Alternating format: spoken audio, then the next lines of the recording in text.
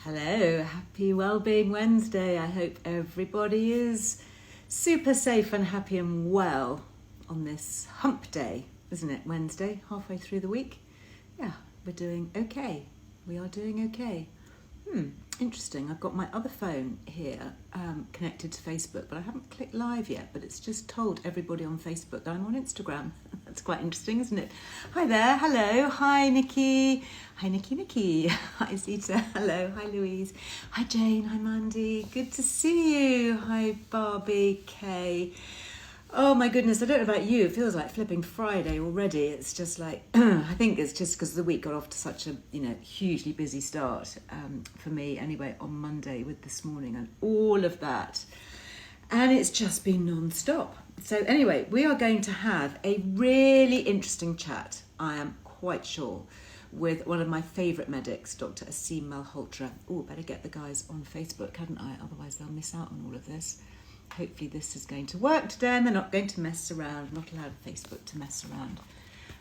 Are you with me? Hello, Facebook. Hello, YouTube. I hope everybody is doing well. I've just got our guys on Instagram there to say happy hump day. It's a Wednesday. That means we're halfway through the week.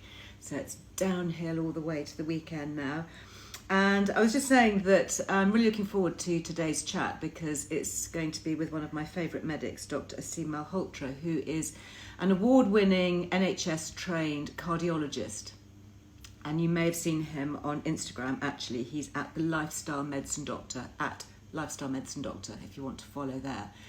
And we first connected because I became aware of his work on promoting high-fat, low-sugar, which is very much what I've been talking about for, more years than I care to remember, 30 plus years. So yeah, I'm going to be talking about that and just about fats in general. Now, I did put out a call on my Instagram this morning. Well done, those of you who picked it up, asking for questions. I have a lot of questions, and obviously we have a limited amount of time, but we will obviously get through just as many as we can. So let's see if Aseem is... Apologies, Facebook and YouTube, you won't see Aseem, but you will be able to hear him. And as I always say, it's always about the content. It's what we say that matters, not what we look like. Isn't that right, Aseem? Absolutely. In fact, that reminds me of a saying of Socrates. He said, beauty of the mind is more valuable than beauty of the body. I love it. I love it. Well, we have beautiful minds, correct? I'd like to think so, yeah. We try to have beautiful minds. Beautiful character, even better. Absolutely. Oh, well, thank you very much for taking time out of your day to be with us. And this is already such a hot topic. We've had so many questions because I think it's so confusing. Every time I post about, oh, it's really important to have healthy fats in your diet, and I love eating eggs every day, and I use lots of olive oil, and I never use a low-fat spread. It's always butter and all of that. I get endless questions and comments saying, yes, but what about the cholesterol? Aren't you worried about, heart attacks and all of that? So here, let's come to the absolute expert. Do you want to tell us a little bit about your background first? Because you're a cardiologist, aren't you? What exactly does that mean in the biggest picture? Yeah, so I qualified from medical school about 2001. So, it's been 20 years pretty much since I've been a qualified doctor. And I specialized in cardiology from sort of 2008 onwards. And cardiology basically is everything really to do with the heart. Heart disease is, the biggest killer in the Western world. So that was one of the reasons I went into cardiology, because I wanted to, that was an area of interest of mine. I wanted to have impacts in helping curbing it. So really cardiology is a very broad field. Anything really in relation to heart disease or heart failure or rhythm disturbances, electrical disturbances of the heart. So I cover all of that. My particular specialty is what I subspecialized in initially, Liz, was interventional cardiology. So that's keyhole heart surgery. And I did that for quite some time initially. And then I shifted my focus to prevention because I feel that there needs to be a lot more emphasis on prevention. And, I'd rather stop, rather than saving someone from drowning, I'd prefer they didn't fall into the river in the first place.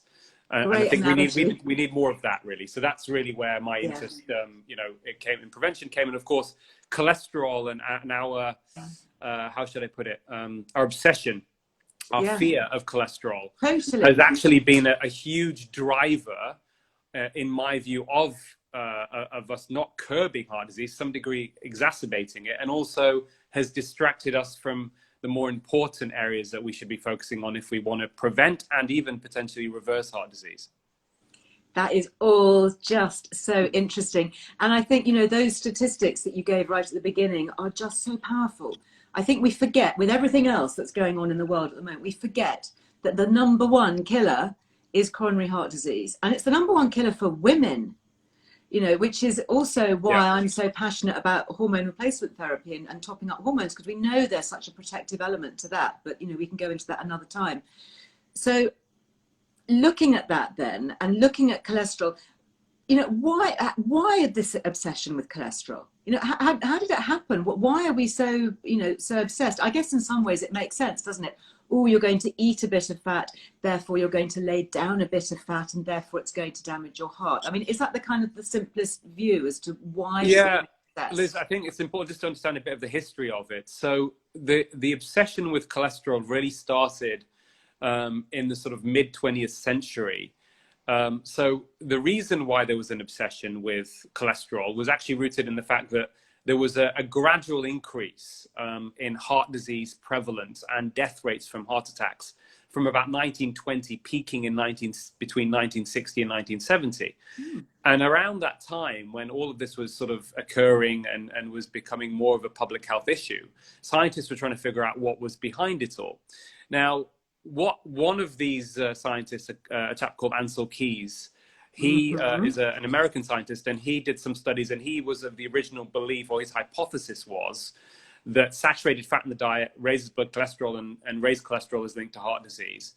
So that's one of the original studies called the 7-country studies that showed a correlation with cholesterol levels and heart disease. Except it didn't though, did it? Because I just recorded a podcast, sorry to interrupt you, with a bariatric surgeon who said that actually looking at that data where he picked out the 7 countries and the 7 studies where intake of saturated fat correlated with intake of, you know, with incidence of heart disease, he said that actually the original data was something like 27 countries, and they were all scattered all over the place. There was no real correlation at all. He just cherry picked the 7 that matched and presented it as a paper. That's definitely one narrative that has recently emerged. Okay, that's a theory. Okay. He may well cherry pick.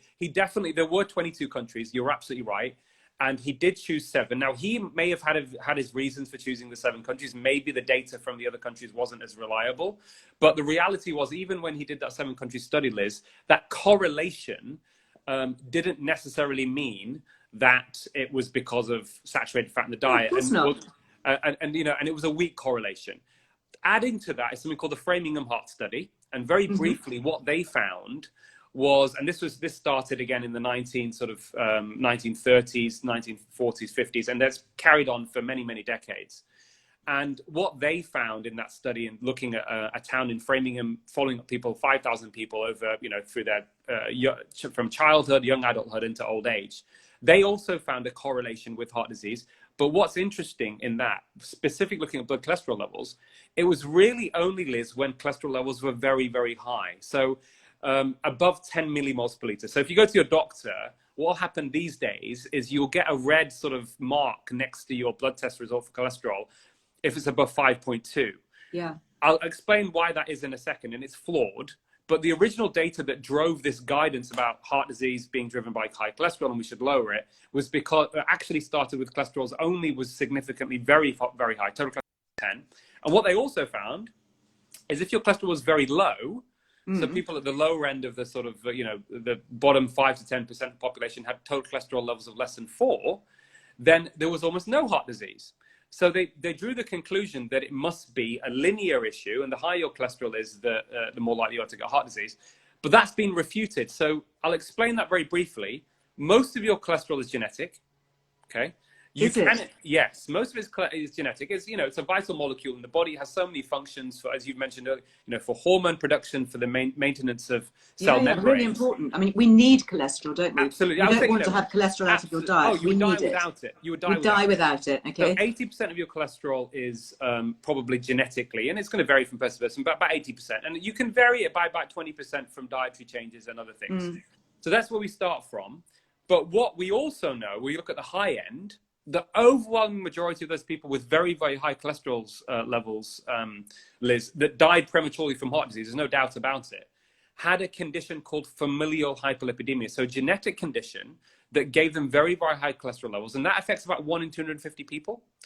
Now, of those, 70, but even having said that's a very high prevalence of heart disease, still around, 70% of women and 50% of men with genetically very high cholesterol levels will not die prematurely from heart disease. Okay. So there's a lot of nuance here, but what people should take in from this is that most people, I would say more than 90%, probably 95% of the population will fall between those two sort of extremes of their cholesterol level. And there is no clear correlation at all between that level. So say it's, 7 versus 4 or whatever. That isn't what's important. What's important then is to look at the ratios of your total cholesterol divided by your good cholesterol, HDL. Yeah, so let's talk about HDL and LDL, because I think people are becoming aware. If you go for a cholesterol test, you get this score, don't you? Get your HDL and your LDL. Is it high density lipoprotein and low density? Yes, absolutely. So cholesterol is carried in these sort of proteins called lipoproteins. High density lipoprotein is in layman's terms known as the good cholesterol. You want that to be high. Yeah. And your LDL, low density lipoprotein, is traditionally known as the bad cholesterol, but it really isn't. Okay. Okay. So it isn't really. Okay. Yeah, it isn't really. And one of the studies I was involved with was a review looking at to see whether there was any correlation with so-called bad cholesterol on its own, LDL, and development of heart disease in older people over 60. I won't say elderly because 60 is still quite young, I think. 60 is so young, trust me. It's the next big 40, one. It's right? Super young.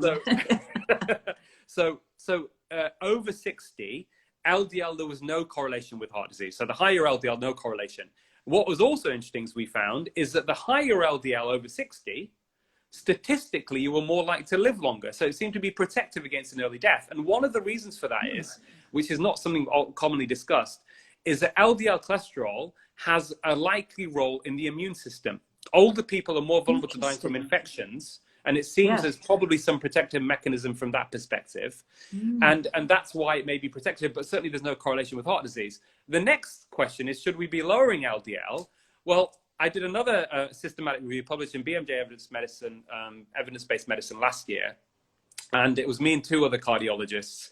And what we did is we looked at all the drug trials. Forget about diet for a second. Drugs are very potent lowerers of LDL cholesterol. Diet can have a very small effect, but actually drugs lower them much bigger. So we should, if the drug effect is very, very large or certainly negligible, then we can almost completely exclude the diet.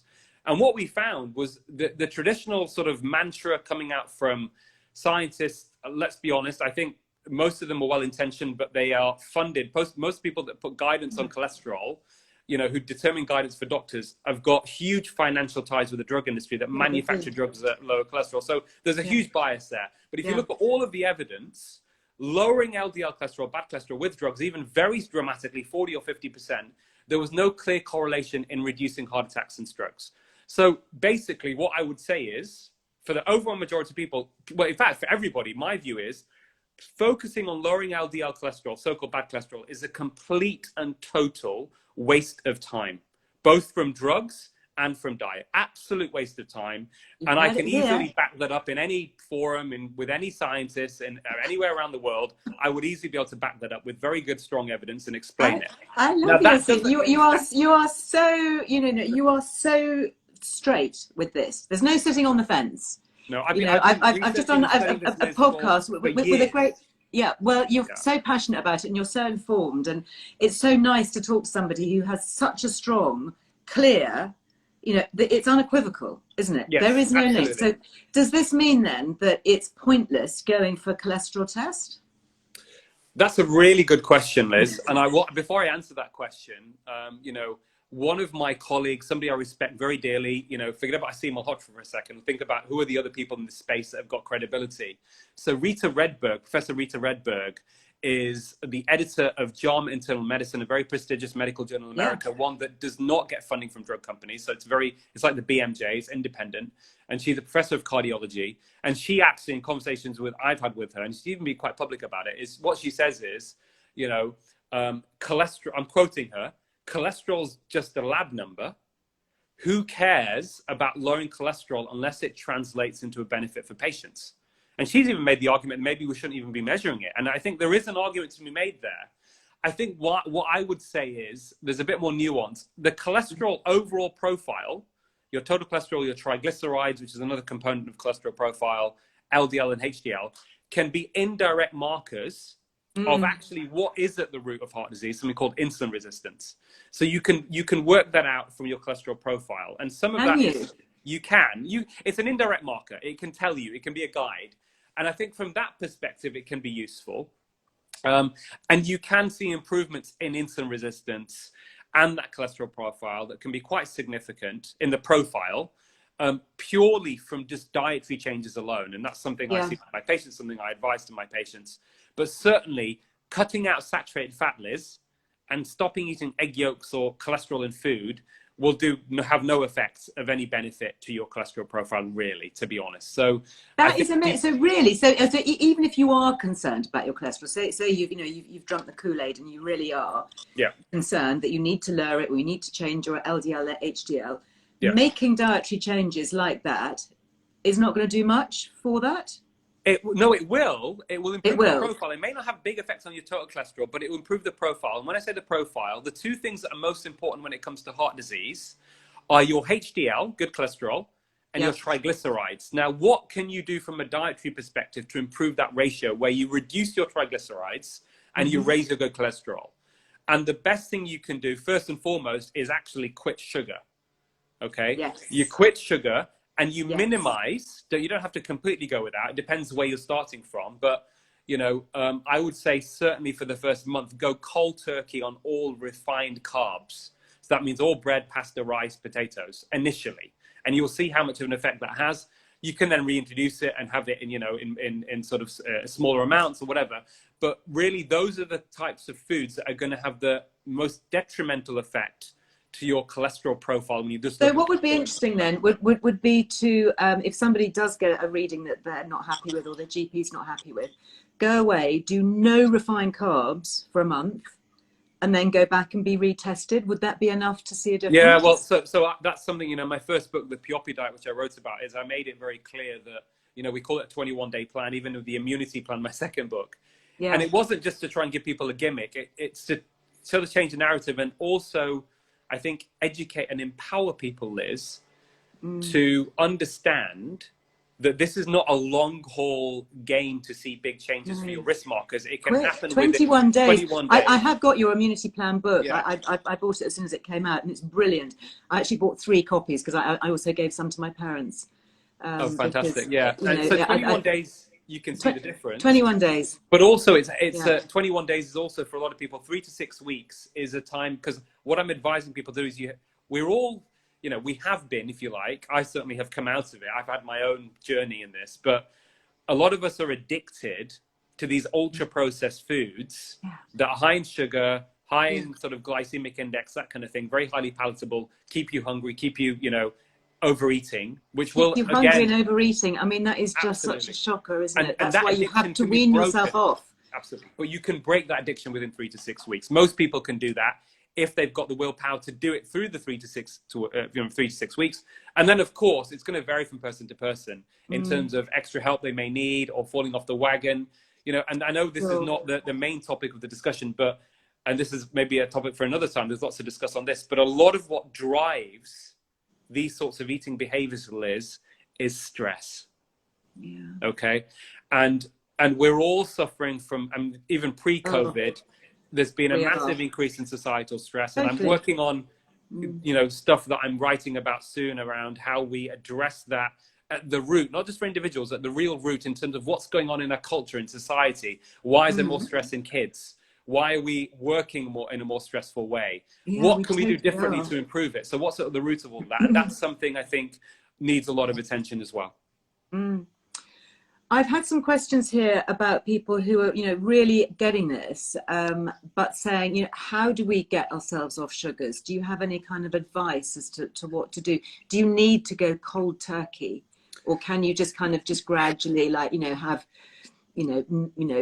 fewer biscuits and just sort of stop? I would say, Liz, from the evidence that's there, from my own clinical experience, the best way to do it is to just go cold turkey to start with. Now, it doesn't mean you're never going to have anything sugary ever again. I still have the occasional treat. I don't crave it at all. It's very occasional. I don't crave it. Once you stop eating it, you stop craving it. Absolutely. But you still need to, and also you will obviously know as well, it's also good for a lot of people. A lot of my female patients come back to me and say, my skin's better. I feel glowing. My acne's got better or whatever. They just feel actually more energized when they quit sugar. So there's so many other benefits beyond just the health benefits. There's also the kind of feeling good. There's a complexion benefit. So I think absolutely you need to go. It's with smoking, it rarely works. I've seen this because I've managed many people who've had heart attacks who've been smokers, where they gradually cut down, and then they quit. It's unusual. Most people who have successfully quit smoking long term start from going cold turkey. And I'm talking people who've even been on 40 to 80 cigarettes a day, and have gone cold turkey because they've had the scare of the heart attack. And I've said to them, listen, that's the best thing you can do, better than any drug, all the drugs we give you combined moving forward. If you quit smoking, that will have the biggest impact on prolonging your life and reducing the risk of a further heart attack. So I approach the sugar, question in the same way. Yes, cold turkey. Okay, so our homework really from this is not to stress about the saturated fats, and certainly I eat a couple of eggs a day. Does that sound reasonable to you as a cardiologist? Very good, Liz. Yeah, in fact, there's a big issue. We need to, especially as we get older, certainly after 40, 50, 60, we need to have more protein in our diet. There's a big issue in this country with protein deficiency. Eggs is one of the best sources of protein. With the yolks, a lot of the good nutrition is in the egg yolk. So, don't ignore, and also it tastes nicer, doesn't it, with the yolk? Let's be honest. Oh no, I mean, I couldn't be without them. I mean, absolutely.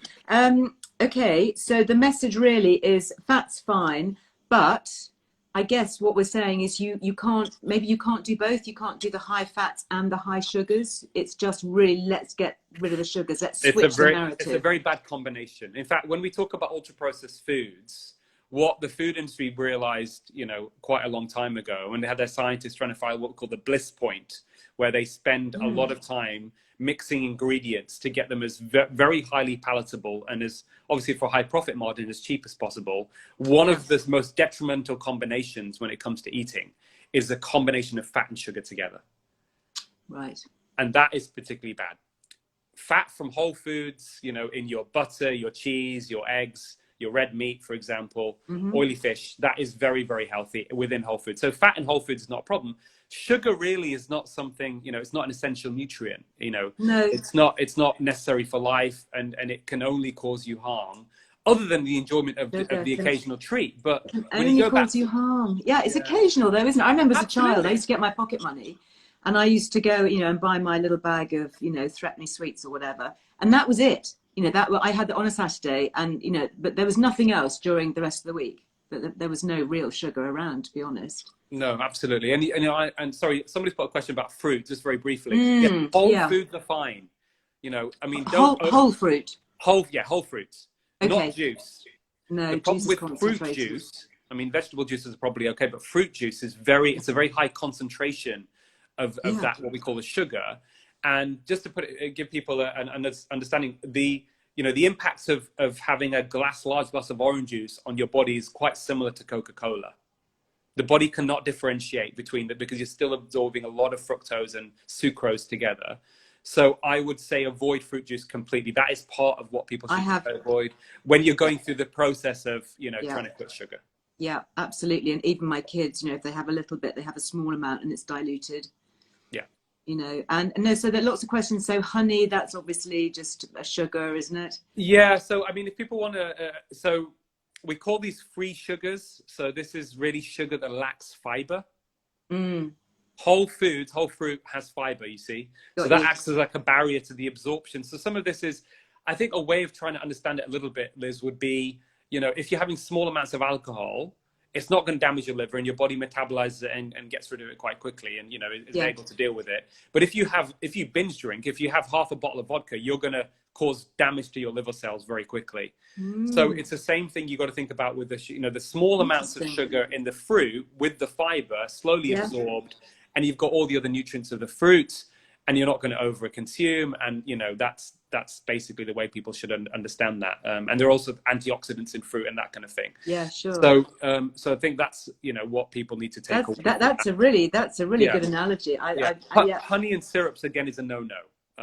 Because it's small amounts of honey occasionally is fine. People may use it for, you know, problems with, you know, if they have a cough or whatever, that's okay. But actually, genuinely, you know, having honey, lots of honey on a regular basis, not a good idea. No. Having said that, paleo diets say you can have honey, but they've excluded everything else. So there's a little bit of a nuance here. People need to understand. There's a bit of the overall dietary pattern.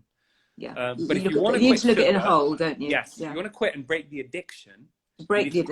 All of the sweet stuff needs to go. What about artificial sweeteners then? What about chemical sweeteners?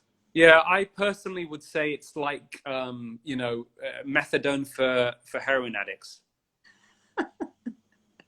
Yeah. So for some people, Liz, who are very, very addicted to sugar and really struggle, it can be used as a kind of stepping stone. The thing that one of the issues with sugar is that our taste buds adapt to having lots of sugar and become desensitized. So we need more and more sweet things. And then we keep craving the sweet stuff. The artificial sweeteners still keep that craving for the sweet stuff there. Yeah. So I would say that it's definitely better than sugar, but if you can avoid that as well, I would say completely avoid it. Okay, so now we're going to move on to a subject that you and I have spoken about before. And I think is the subject of a new book that you're working on. And so many people have asked me about this over the months, and that is statins. Tell us about statins. There was a big pause there as you had a sharp intake of breath. Yeah. What are they? Why are they being so widely prescribed? And do they work? Are they helpful? So statins are a class of cholesterol-lowering drug. They work through inhibiting an enzyme in the liver, which is involved in the manufacturing of cholesterol. So they will lower your cholesterol without any doubt. That's what they do. But we've already established that we don't need to lower cholesterol. Well, exactly. We don't necessarily need to lower cholesterol. Okay. But what I would say is, and I'm written about this in my book that's going to be coming out in a few months, and I'll go into a lot of great. You must come back. You must come back. And absolutely, we'll talk about that. And we'll go into that. But essentially, statins do have a benefit, Liz. But it's a small benefit, and it's really only in people who've had a heart attack or with established heart disease. And their benefit is not, in my view, anything to do with lowering LDL cholesterol, which is what they do. It's an anti-inflammatory, probably, small anti-inflammatory, and a small anti-clotting, or medical terms we say anti-thrombotic benefit.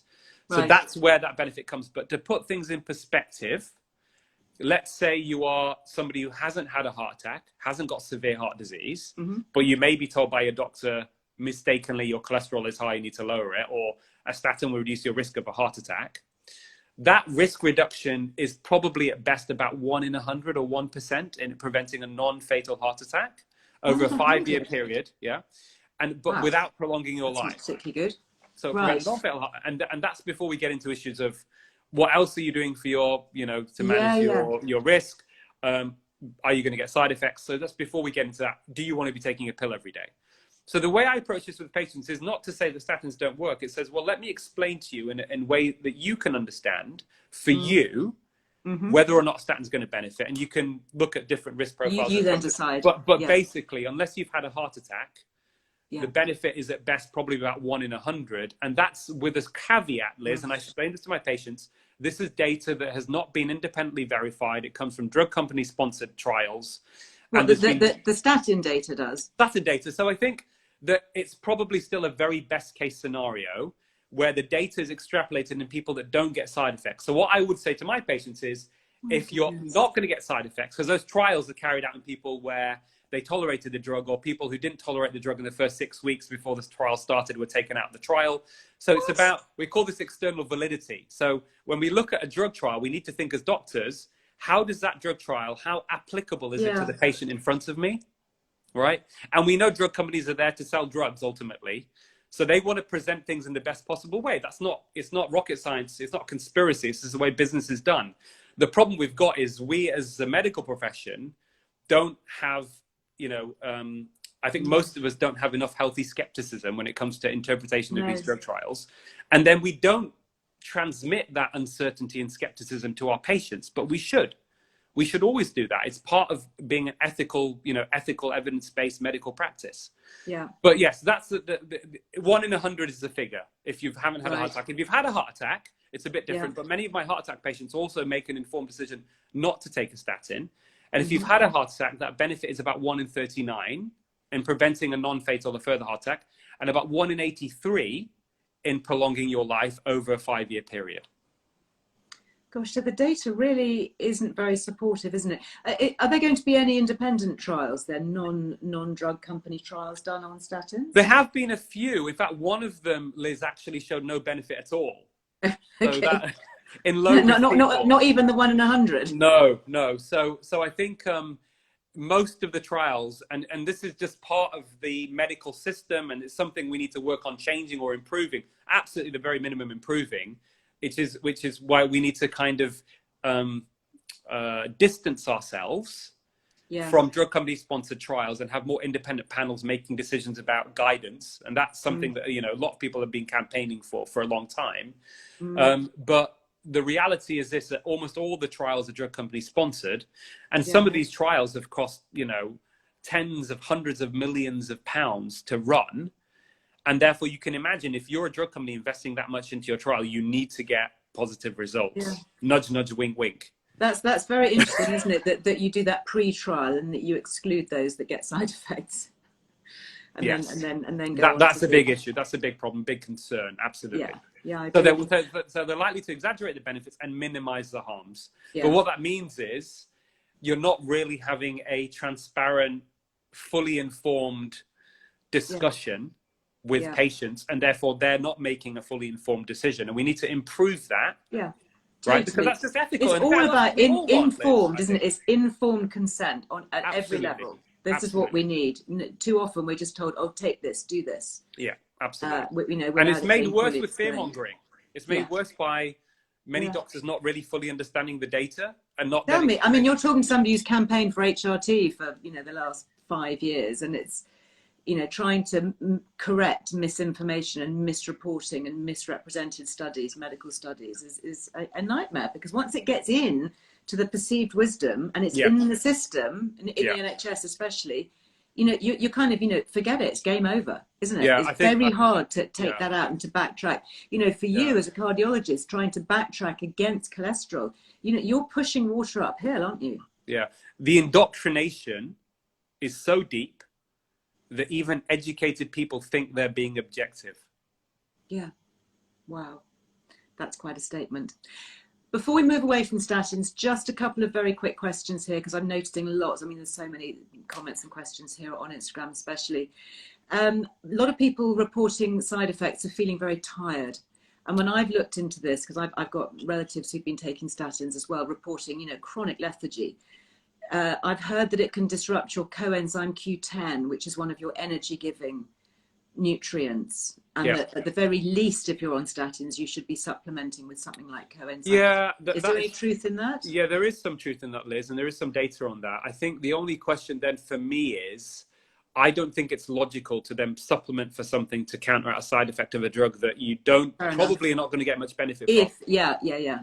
And actually, if you are getting significant side effects, my own view, my own analysis of the data is that you're unlikely to be the one that's going to benefit from the drug. So if you're getting significant side effects, you're not represented in those drug trials, and therefore you're unlikely to get, in my view, any benefit at all. Interesting. So that's one of the. But you're right. The most common side effect, and there's various reports on how common this is. It depends on the group, how young you are you on any of the medications, do you exercise a lot, is fatigue and muscle pain. Yeah. And that can affect, at least 1 in 5 patients, up to maybe 1 in 3 at some point. It may even be more during their lifetime, depending how long you've been on the drug. The good news is that side effect is usually reversible within a couple of weeks of stopping the drug. If people are listening and they're concerned about that, speak to your doctor and say, this is what I'm worried about. And usually the symptoms will, if it's a statin is causing it, it will get better within a couple of weeks of stopping the drug. Are statins something that you can just stop straight away, or do you have to kind of wean yourself? No, you don't need to wean it off. No, you don't. I'm not, but obviously in this, situation, because I'm not people's doctor. You're not giving medical advice. You're just saying this is the data. What I do with my patients, I can tell you this: I stop it cold turkey. Yeah. Okay. Gosh, that is all super interesting. There's just going to be so much chat. And where can we go to get more resources? I mean, you have a website, is that Yeah, right? I do. Do you put stuff on there? I do. I have lots of blogs, loads of articles over the years on, on this, both in national newspapers and, I've reproduced them in my blog. So it's draseem.com, just one word, Dr. DOCTOR, Aseem.com. I'm obviously on Twitter as well as Dr. Aseem Malhotra, and Facebook. I do a lot of stuff on Facebook too, and Instagram, of course. Yeah. Okay, great. Before we go, I just want to touch on the sugar side of things, because I think that will come as a surprise to people listening to a cardiologist talking about cholesterol, but then also saying, actually, it is the sugars. What's the relationship here, if we kind of briefly, between insulin and sugars and heart disease? How does that work? Because I think people can understand when my arteries get clogged with fat. So even if that's not the reality of it, that's what you can imagine it in your mind. Yeah. But how would eating I don't know, Mars bar or something affect heart disease? So 1 teaspoon of sugar or 1 Mars bar on its own isn't going to kill you, just like 1 cigarette won't. But it's a question of what happens over time. And over time, Liz, if you're having foods that are raising your blood glucose, to high levels, so these are foods that raise blood glucose, which are sucrose, your simple table sugar, or foods which are high in sugar, then what happens is your body also then responds to keep the glucose within a certain range for it to have its so it's not damaging and has an effect in your body where you can use it for energy. It will raise your hormone insulin. And what we know is over time, insulin resistance, where your cells of your body that need to use glucose for energy end up becoming resistant to insulin's effects if insulin is high for long periods of time or chronically raised.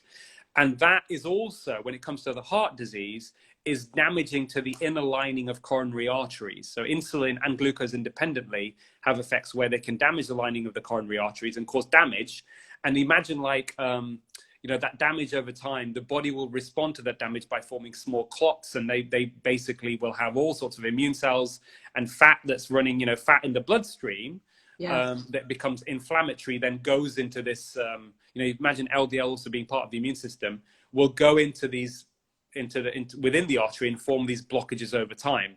The other thing also, which is really interesting to mention, Liz, is that we know that even people who are non-diabetic, if you have a food that is very high in glucose, and this is a mechanistic thing, I don't want people to be overly worried about it, but we know mechanistically that just one food or meal that raises your blood glucose in people who are otherwise healthy actually affects blood clotting in an adverse way. So it makes your blood more sticky. So and insulin also does the same thing through a different mechanism in terms of stops the blood from, when clots form, it makes it less likely that the body's going to be able to dissolve the clot. So insulin and glucose, separate from each other, have an adverse effect on clotting of the blood, which is really interesting.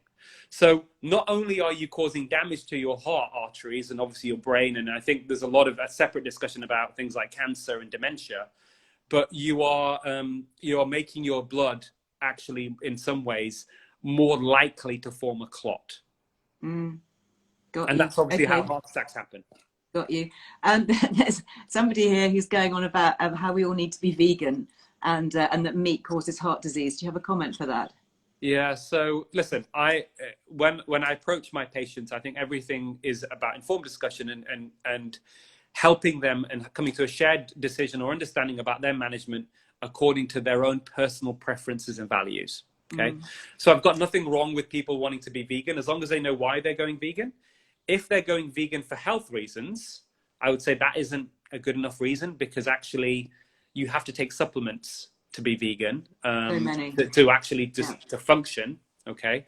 And for me, a diet that requires factory formed supplements for your survival is not a healthy diet. That's my view.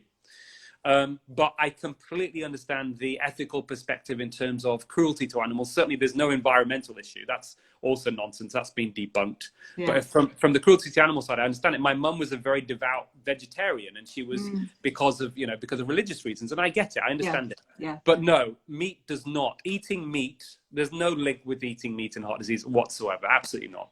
And any of that information that comes from some people in the vegan sphere, and I've got some friends and supporters who are vegan, so I'm not here attacking all vegans.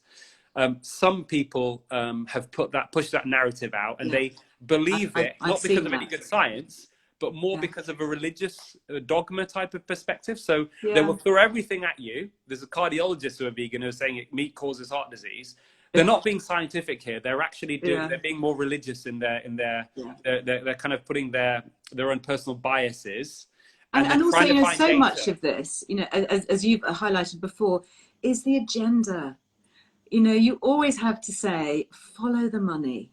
Yeah. It's like we see it, we see the bias, we see the vested interest all the time. And, you get documentaries, on plant-based eating being funded by processed pea protein manufacturers. I mean, it's just, I'm not going to go down that rabbit hole because it's another, we could do a whole topic about veganism separately, Liz. But I mean, let's not, because I don't want to annoy anybody, but it's just good to get the facts out from a cardiologist. And you can have a very healthy vegan diet. I think you have to try really hard, but you have to avoid the ultra processed foods and not too many refined carbs. Yeah. Last word, keto, good or bad? Listen, a lot of my patients do very well from keto. I think it can be very healthy. It depends how you feel as well. So in terms of metabolic health markers, things that are linked to heart disease, ketogenic diets are very, very effective and very good. The question is, how do you feel on it? Some people don't enjoy it and they come out of the keto. Doesn't suit everybody. But some people are just doing really well on it and they love it and they don't look back. So I think it is about personal preference and see how you get on. But it's certainly not. I know I said that was the last question, but I have got one more, and it's a really, really important one. Okay. Can we drink wine? Oh, absolutely. You are the man. I think it was Plato who says, "Be wary of trusting a man that doesn't like wine." What a wise man. In moderation, with food. In moderation. Ideally red wine. Always with food. Never have your sip. Listen, I have a personal bias here. I have to declare I do like drinking red wine myself. So that's my bias. But it's not harmful from the heart disease perspective. Probably some benefit. Certain types of red wine with meals in moderation. Probably some benefit from the heart perspective. You don't have to drink, but it can be part of of having a good time. And really, you should be doing it in company with friends or whatever else. I think sitting there on your own drinking red wine is probably not very healthy. On that very, very good positive note, thank you so much for your time. Honestly, my pleasure, Liz. You're so generous to come and talk to us, and it's been a real wow. I think that the most widely read word I read on my Instagram as it was scrolling up was wow. So fantastic. Wow. Thank you, and I'll make sure that when I post this on my Instagram that we put all the links and all of that, so that where people can find you. But thank you, and do come back and chat when your book is out, your next book. Absolutely, which will be when? It's due to be published August the 19th. I'll announce something in the next couple of weeks and put something out on social media about the book and everything, and what's coming. So yeah, fantastic. I should be pre-ordering. Thank you so much for your time. All right, lovely take care. to see you. Bye. Cheers, bye. Bye. You have to leave me, hon. I think otherwise I'll click everybody off. Well, what do you make of that then? Very interesting. Oh gosh, I mean, I have to say, I love my job, but sometimes it does feel like an uphill struggle, because it's so amazing to have access to such great brains and to go through so much research. And I really do spend an awful lot of time behind the scenes, delving through papers and journals and trying to sift out fact from fiction and which studies are valid. And as Aseem says, the vested interest is huge in so many areas. So I think he's going to be, he's going to have an interesting discussion, isn't he, when his book on statins comes out? That is going to be quite an interesting one. Anyway, we will get him back. He did say that he would come back. So, but I think the takeaways that I got, and you're quite right, I was writing in my notebook. I do have my notebook because he started to write back stuff and I thought I'm going to have to capture this because I'm so busy thinking about kind of the next question that I'm going to forget what he's been writing down. But yeah, I forgot to ask him actually. The Big Fat Fix. That's his documentary, isn't it? Has anybody seen that, The Big Fat Fix? Or maybe it's actually yet to be released. But I'm absolutely gold dust women. You can rewatch it. What happens is after the live is finished, this is live, so I'm literally sitting here right now in my studios.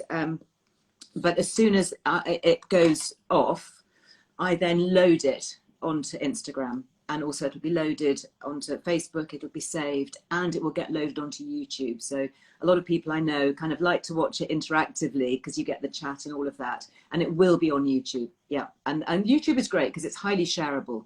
You know, you don't need to have an Instagram, you know, whatever account, and you can link it. You can pop a link in an email to somebody if you want to, or, you know, direct message or something. And it also stays up. It seems to have really good longevity. So I hope everybody here is subscribed to the Earle Wellbeing YouTube channel because it's so varied. I mean, you can, you know, there's whole topics on HRT and menopause. I've just done a makeup tutorial that's on there. There's, you know, we talk about medical matters like this. There's quite a lot on mental health and anxiety and sleep and so much, and lots of recipes, not forgetting all the recipes as well. So yeah, you're right, Victoria, you need to rewatch. I mean, that's one that I'm going to be rewatching and rewriting. I was fascinated about the LDL, you know, that you know, is the so-called bad cholesterol, and yet that is the one that's connected to a strong immune system. So, you know, are we doing ourselves a disservice by changing those balances and getting down the LDL if it has a protective role in other ways? I thought that was really interesting. But also that those blood test results, although you might not want to necessarily be taking the HDL and LDL too much to heart in terms of cholesterol, excuse the pun, but looking at them as an indirect marker for insulin resistance. I think that is a very interesting one as well. Anyway, it's a subject I'm sure that we will return to. And interesting about going cold turkey. Anybody considering doing that?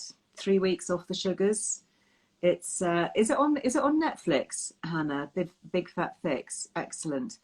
Thanks, Simon. I'm glad you're enjoying it. It's, yeah, I try and have a wide variety of people and topics. And, you know, as I say, I have no, you know, I'm just interested in the science and the well-being, really, particularly for midlife women having a better second half, you know, because I think it is perfectly possible to have a good second half. Right, now a couple of things I've got in my bag actually to show you related. Oh, if I can reach over. Related to our chat today. We talked about keto, and keto is something that I have done in the past, and I do quite like it. And I kind of do semi-keto at the moment. I don't really eat before 11, 12 o'clock. This is something that I've discovered, which I like. I bought this from a company called Nutrient. It's butterfat keto. We have got a Liz Loves discount code, so I don't know. Lainey, if you are on Facebook, maybe you can link that. I'll pop it in the bio link that I've got anyway from my Instagram. And that has MCT oil, which is another subject I'd like to talk about later, and grass-fed butter. So I make this, it's a powder, you've probably seen me do it on my Instagram, and I mix that with a bit of hot water, and then I use that in my coffee. And that just gives me some healthy fats, and that just keeps me going, basically. So that's kind of all I have for a while. So yes, so do check that out if you are interested. There's a 10% discount, Liz Loves. So my team can often reach out and ask for discounts and things. So yeah, so try that one. We've also got 10% discount off a really, really good olive oil, Governor olive oil, which has a high phenolic acid content. And this is something, again, that's completely fascinating. So if you are after a really, really good quality olive oil, and it comes in a beautiful bottle with a little leather kind of necktie around it in a presentation case, it's absolutely stunning. And if you're looking perhaps for a really healthy Father's Day present, I would totally recommend that. Please go and check that out. That's Governor olive oil. I can give you their their website address. They are at the Governor Evu. Oh, that's clever. Evu being extra virgin olive oil. So it's the governorevu.co.uk. Anyway, there are links on Earle Wellbeing. So if I haven't said that correctly, then Liz Loves. Okay, so I've just seen that actually it didn't go live on Facebook. So I'm sorry about that if nobody on Facebook has seen it. It says it's live on my phone, but clearly it didn't go live. But I will put this recording. This recording will be linked up to Facebook when I've finished, and also we'll pop it on YouTube. So what else have we got here? I have got, okay, so just last but not least, if you did want to give up sugar and to tone up, this is actually my e-guide. It's called A Stronger, Slimmer You. And hoping to be back out in the sea again soon. I was down in Cornwall at the weekend in the sea. This was me. It wasn't exactly me in Cornwall. This was me in Kenya, but I was in Cornwall in the sea at the weekend. But this has a lot of low sugar recipes. And if you can see, it's got kind of keto tips. It's not a keto guide, but it has a lot of information about keto in it. For example, this one that says it's a keto favourite. That's eggs with asparagus. Lots of seasonal asparagus around at the moment. So there's quite a big section on keto, how it works if you want to do it. There you go, clever keto. But also this little e-guide does have, these are all the, not recipes, these are a lot of the exercises, the ones that I worked on with Michael Gary, things that you can do yourself at home. So you don't need to, you know, have lots of gym equipment, for example. So this is all the stuff that he and I do together, or I just do on my own now. Just do it in my bedroom. Don't need any particular kit to do it. Anyway, download that if you would like. I think it's really good timing actually as we head into the summer, and now we're all able to go outside a bit more and go off on holiday and all of those things. So if you are looking for perhaps just a way to start that cold turkey, I'd be really interested. Let me know in the comments, won't you, if that is something that you are considering. Love to know how you get on.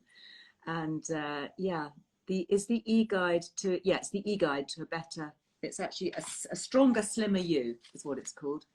Hi Hannah, you're from Cornwall. Saw me at Polseth. That's what I was on Polseth Beach. You saw me shivering in the water. Oh my goodness, it was icy cold. It was icy. It was like just getting into an ice bath. And there are all these amazing surfers there, but they were in wetsuits, so I thought that was cheating a bit. I was there in my cozy. Anyway, there you go. So that's the e-guide if you want to download it. I will be back live with you on Friday. And I've got another really interesting live coming up on Friday. It's a little bit different. I'm going to be cooking. So I'm going to be doing some cooking with one of my all-time favorite ingredients. I absolutely love this ingredient. I use it all the year round. It's a fantastic, fresh British favorite. It's one of the few things that I would genuinely say is a superfood. A genuine superfood, and I'm going to be doing a live with somebody who knows all about it. And honestly, it's something that I think every single person should be eating, you know, if not on a daily basis, then on a near daily basis. Anyway, I'm not going to tell you any more. That's just a little tease. Anyway, lots of love to you all. Thank you very much for all your comments and questions. Keep them coming. I'm sorry I don't do direct message. It's just been, particularly recently, just a bit overwhelming, but I do try and get back, you know, even if it's late in the evening, and answer some of the comments on my Instagram below. So anyway, stay tuned. Tomorrow there is a new video going live on YouTube. So make sure that you're subscribed to that. I hope you enjoy it, and I'll see you back here on Friday. Eggs. Yes, Patsy, eggs. At least 2 a day. That's what I have. Leave you with that thought. Bye-bye for now. Bye.